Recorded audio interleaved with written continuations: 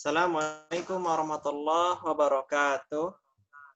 Innal hamdalillah nahmaduhu wa nasta'inuhu wa nastaghfiruh wa na'udzu billahi min shururi anfusina min sayyiati a'malina.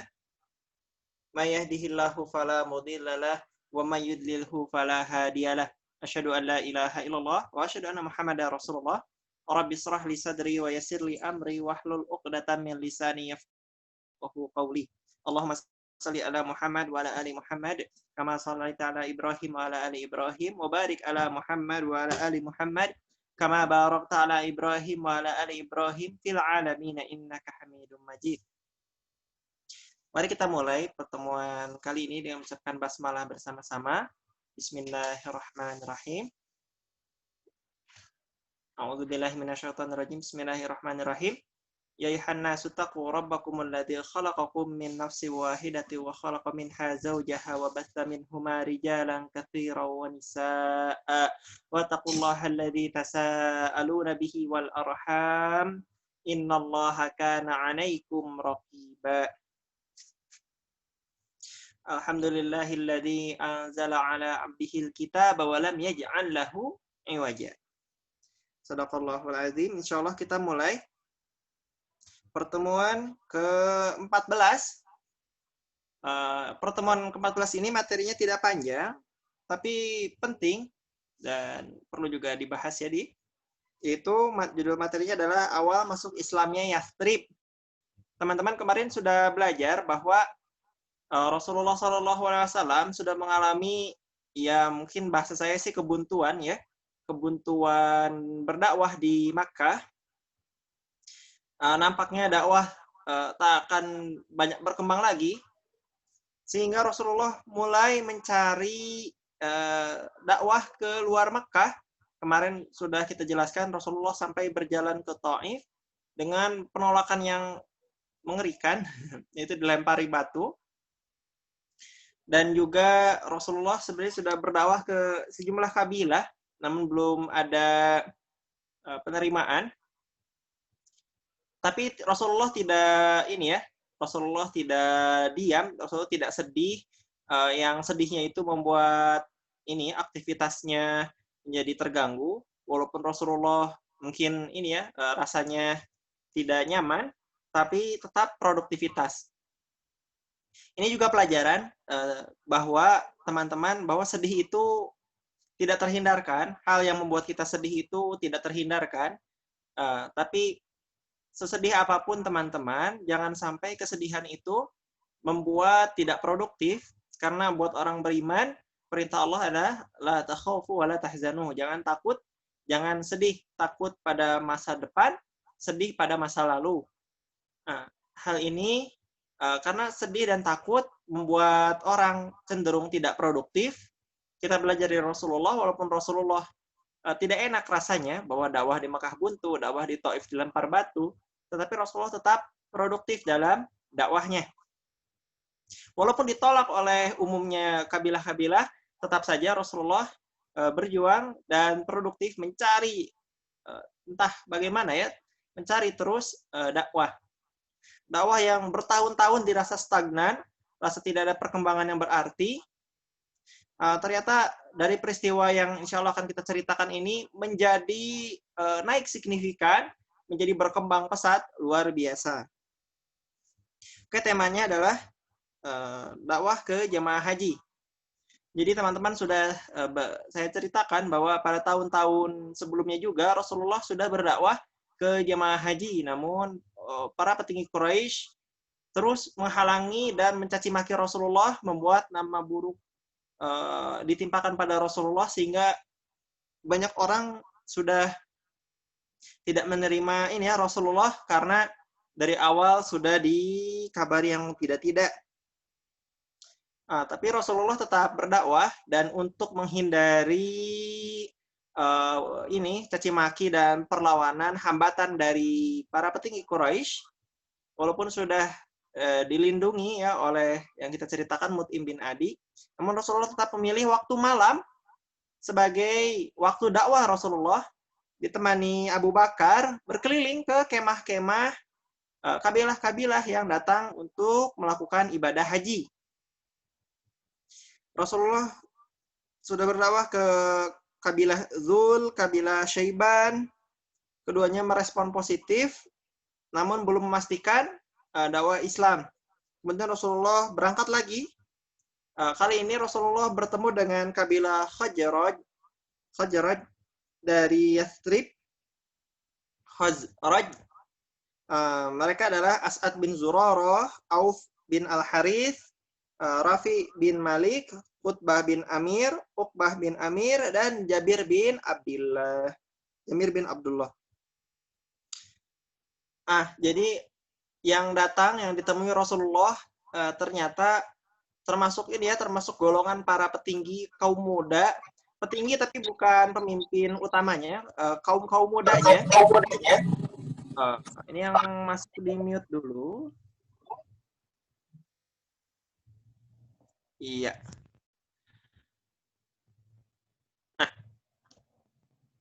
Jadi Rasulullah bertemu dengan orang-orang muda, orang-orang yang sudah lelah dengan pertempuran di kota Yathrib, karena orang-orang Khazraj ini mereka jumlahnya banyak, namun mereka punya kabilah saudara yang sebenarnya jumlahnya tidak begitu banyak, tetapi peperangan terus berlanjut, yaitu dengan kabilah Aus.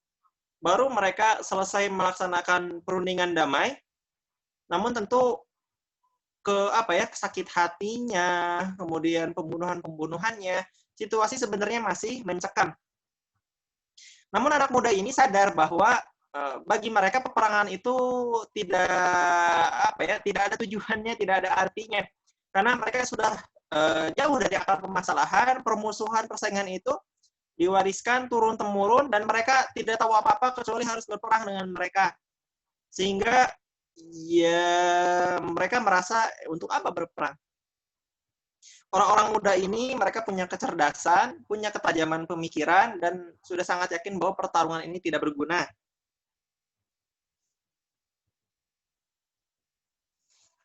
Lalu selain itu, orang-orang muda yang memang mengharap perdamaian dengan Aus, yang perdamaian yang bukan perdamaian yang sekedar di kertas ya, tetapi perdamaian hakiki yang bertaut antar hati, karena bagaimanapun Aus dan Khazraj itu sebenarnya satu nenek moyang, yaitu Bani Qailah.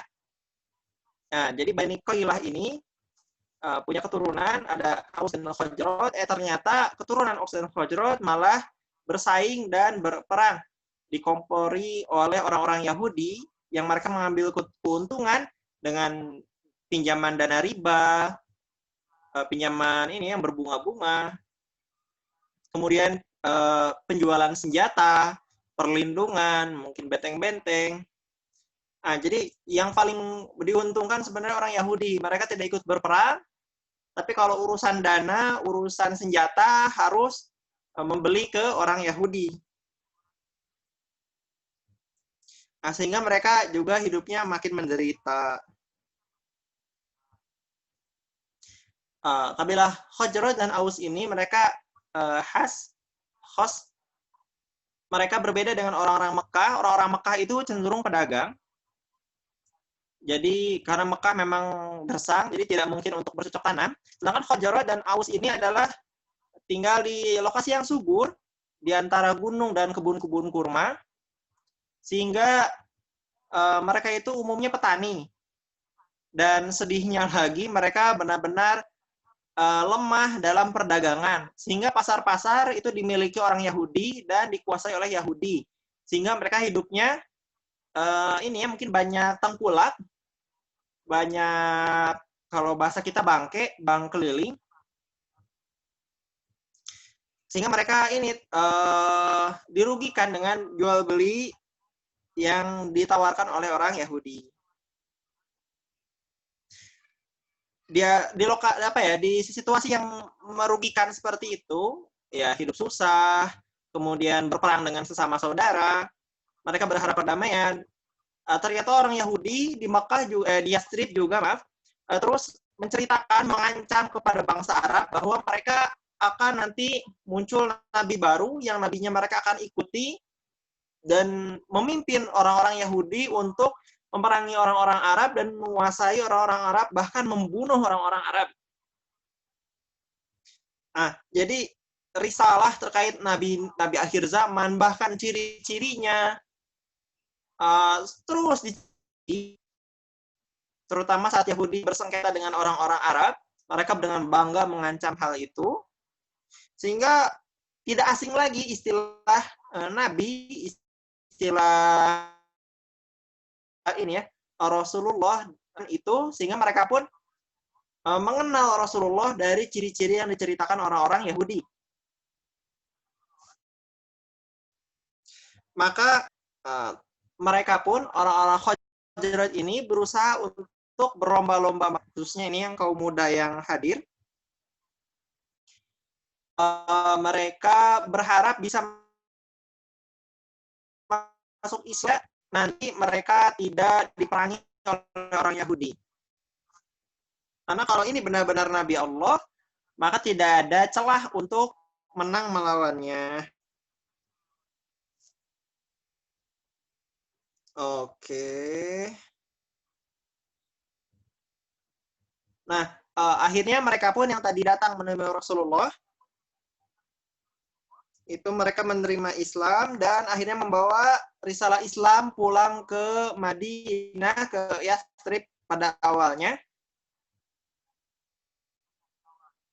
Teman-teman, mudah-mudahan jelas ya suara saya.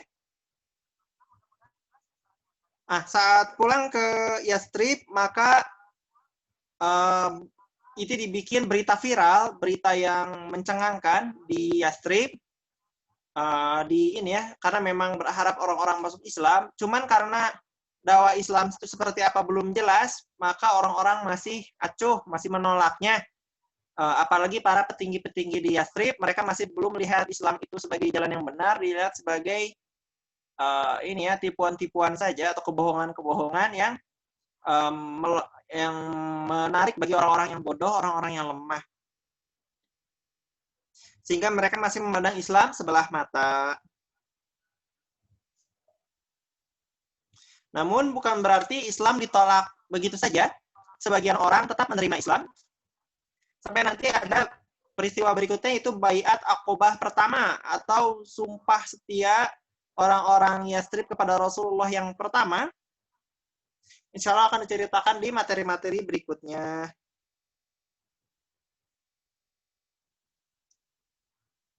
Orang-orang yang nantinya berbaiat Aqobah pertama akan menemui Rasulullah di musim haji berikutnya atau 1 tahun setelahnya.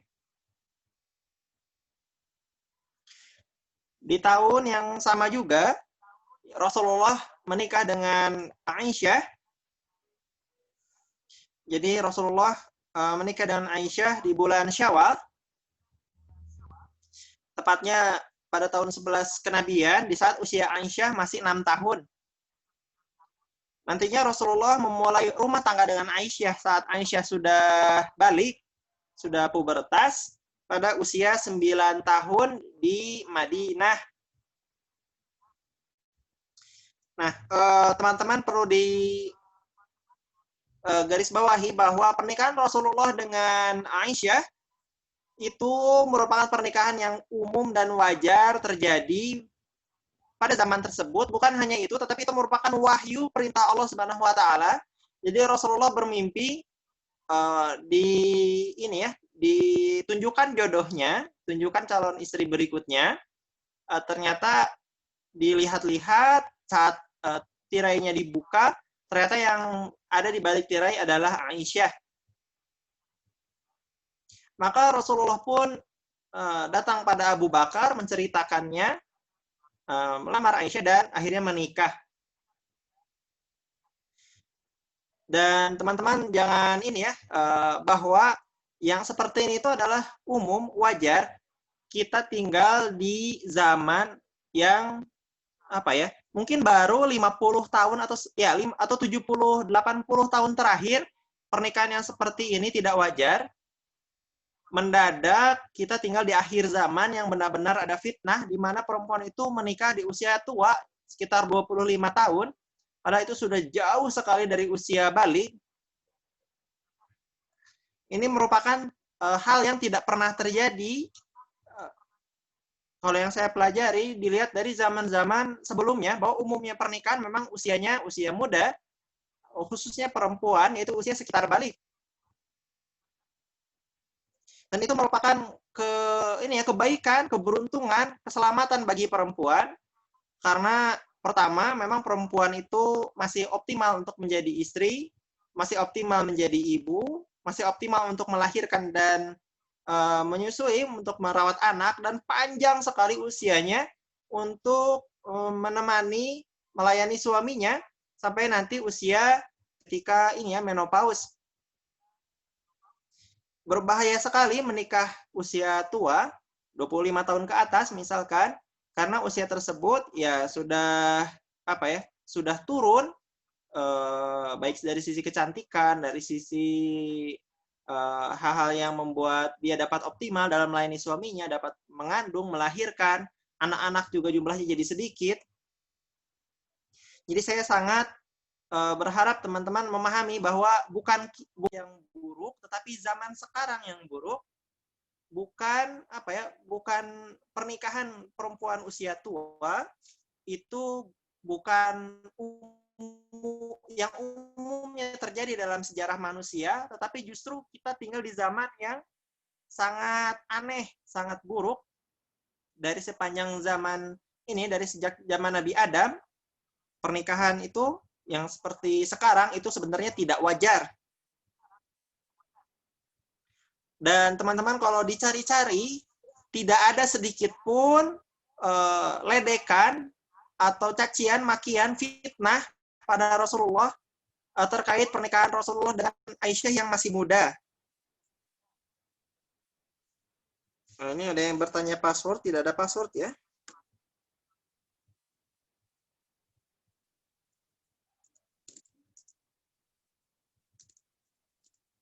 Aja linknya. Jadi dalam peperangan dengan orang-orang kafir Quraisy selalu mencari celah untuk mencaci maki Rasul. Pernikahan Rasul dengan Aisyah itu sama sekali bukan cacian, sama sekali bukan hinaan, karena itu adalah hal yang wajar terjadi. Dan bahkan sampai zaman kakek nenek kita, 1300 tahun, hal itu masih wajar. Zaman sekarang saja yang tidak wajar.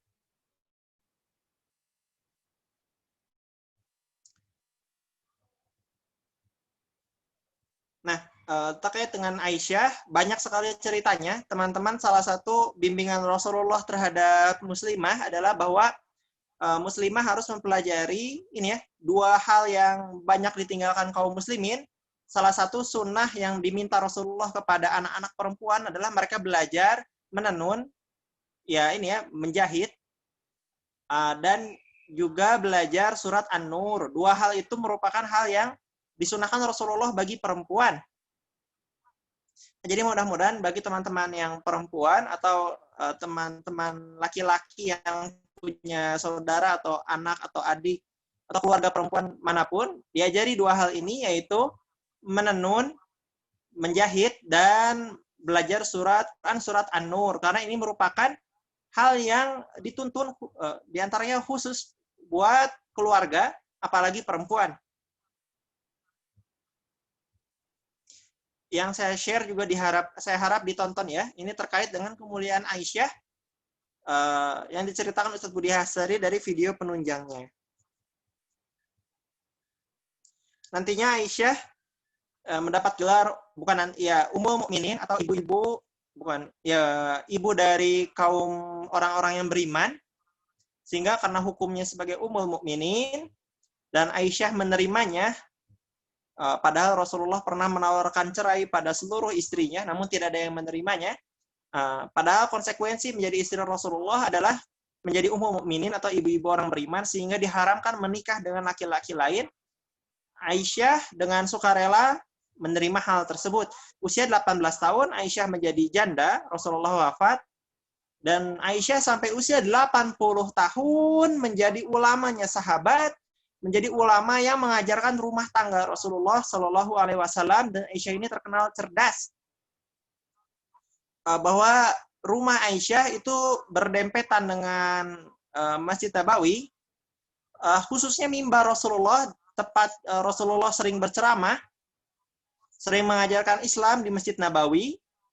Karena Aisyah itu cerdas, maka Aisyah pun juga menyimak kajian Rasulullah, sehingga Aisyah benar-benar menjadi ulamanya para sahabat, apalagi sahabiat.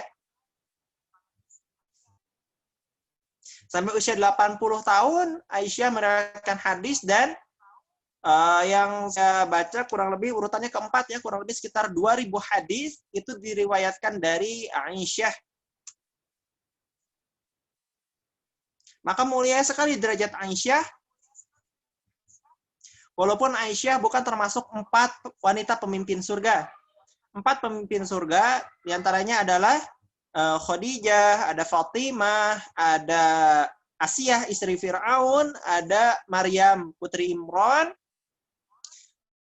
Aisyah walaupun bukan termasuk pemimpin surga, tetapi punya kedudukan istimewa dalam syariat Islam sebagai ummul mukminin, sebagai ulama, sebagai sahabiat, yang banyak ayat dalam Quran, khususnya keluarga, turun pada Aisyah.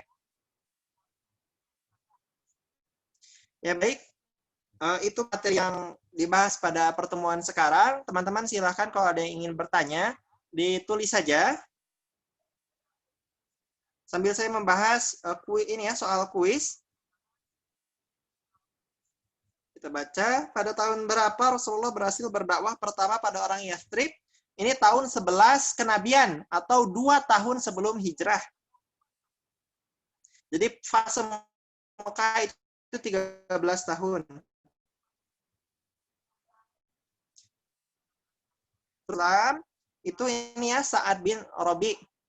Sa'ad bin Rabi itu yang nanti dipersaudarakan dengan Abdurrahman bin Auf. Kemudian apa yang Yahudi keliru dalam mengabarkan Nabi akhir zaman, bahwa mereka mengabarkan akhir zaman adalah dari orang Yahudi lagi. Padahal tidak dijanjikan dalam Alkitab bahwa Nabi akhir zaman adalah orang Yahudi. Ternyata bangsa Arab yang selama ini mereka musuhi. Siapa yang diperangi Khajraj ketika berperang di Yathrib? Itu kabilah saudaranya Bani Aus. Kemudian apa perang saudara yang baru diselesaikan suku Khajraj? Itu perang Bu'at. Kapan Rasulullah berjumpa kembali dengan penduduk Yathrib? Itu di tahun depannya, yaitu saat musim haji berikutnya. Pada bulan apa Rasulullah menikahi Aisyah? Ini ada ya, bahkan sampai menjadi syair di tanah Betawi, syair yang sesuai dengan syariat. Ini hujan gerimis aja, ikan bawal diasinin, ini anak menangis aja, bulan Syawal dikawinin. Itu merupakan syair yang menceritakan sebenarnya bahwa banyak kaum muslimin ingin menikah sebagaimana Aisyah, yaitu di bulan Syawal.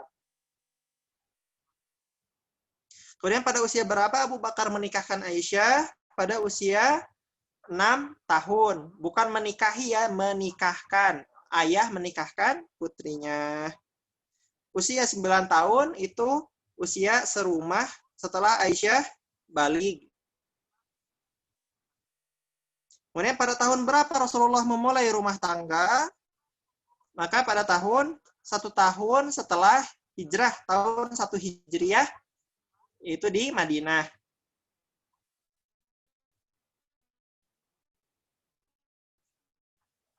Kemudian mengapa Rasulullah menikahi Aisyah? Baik ya, nampaknya tidak ada yang bertanya. Bagaimana kita menjelaskan atau menceritakan kepada anak-anak ketika Rasulullah menikah dengan Aisyah yang berusia sangat muda. Coba saya baca secara betul. Di saat muda, terlebih di saat itu Rasulullah juga sudah menikahi Saudah, sehingga kita bisa dimengerti anak-anak dengan baik dan positif di zaman ini. Jadi teman-teman, bahwa ada ungkapan dari seorang ulama, yaitu Syekh Sholih Al-Utsaimin, bahwa kata Syekh tersebut, ilmu itu bisa menjadi makanan bagi orang-orang alim, orang yang sudah belajar, dan bisa menjadi racun bagi orang-orang awam. Yang terkait pernikahan tersebut, kalau anaknya memang masih awam, masih tidak banyak mengetahui, maka baiknya jangan diceritakan terlebih dahulu. Tapi kalau anaknya dirasa sudah siap untuk menerimanya, maka baru diceritakan. Makanya kenapa pendidikan Islam harus sangat dini, karena supaya usia menjelang balik, hal-hal seperti ini sudah mereka ketahui. Dan pernikahan Saudah dengan Aisyah itu unik.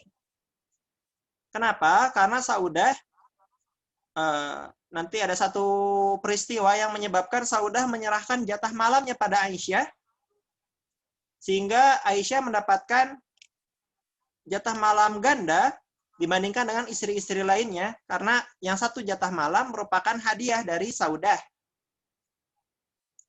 Jadi Aisyah dan Saudah hubungannya sangat harmonis, karena Saudah melayani Rasulullah khususnya untuk merawat anak-anak Rasulullah, yaitu merawat Fatimah, merawat Ummu Kulsum, merawat Ruqayyah, merawat Zainab, putri-putri Rasulullah dirawat oleh Saudah, sedangkan Rasulullah dirawat oleh Aisyah. Jadi hubungan mereka harmonis. Jadi jangan jangan dikira Saudah dan Aisyah itu bertengkar. Teman-teman kalau belajar sejarah Islam, diantaranya ketika Rasulullah menikahi Juwairiyah,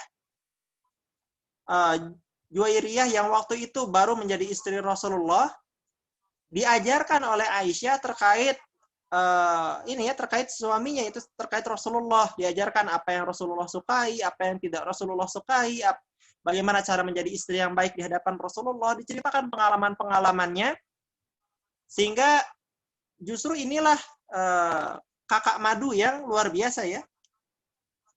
Harusnya seorang kakak madu mengajari adik madunya cara menjadi istri yang baik, bukan malah jadi hasad, saling cemburu, saling serang-menyerang, saling menjatuhkan. Ini bukan yang ada dalam keluarga Rasulullah. Aisyah pernah cemburu, tapi itu bukan hal yang sering terjadi. Justru yang sering terjadinya adalah Aisyah dan adik-adik madunya itu hubungannya akrab. Bahkan saling bahu-membahu dalam mendamaikan ketika ada pertengkaran dalam rumah tangga. Nah, jadi mudah-mudahan teman-teman jangan melihat posisi Aisyah, wanita yang sangat cerdas, yang sangat mulia, yang bahkan pernikahannya saja adalah wahyu, hadiah dari Allah Subhanahu wa Ta'ala.